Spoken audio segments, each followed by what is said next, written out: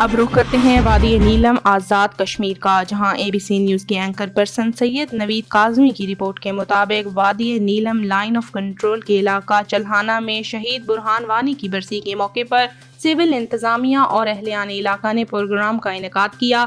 शहीद बुरहान वानी को खराज तहसीन पेश किया गया। तकरीब के मेहमान खसूसी माल ऑफिसर थे। इसके अलावा कश्मीरी रहनुमा सुल्तान ने भी प्रोग्राम में शिरकत की और इजहार ख्याल किया। डिस्ट्रिक्ट एजुकेशन ऑफिसर नीलम ख्वाजा जाकिर भी मौजूद थे। प्रोग्राम के आखिर में शहीद बुरहान वानी की याद और कश्मीर के हक में रैली भी निकाली गई। प्रोग्राम और रैली की क़ियादत नायब तहसीलदार नियाबत जोरा सैयद फारूक हुसैन शाह कर रहे थे।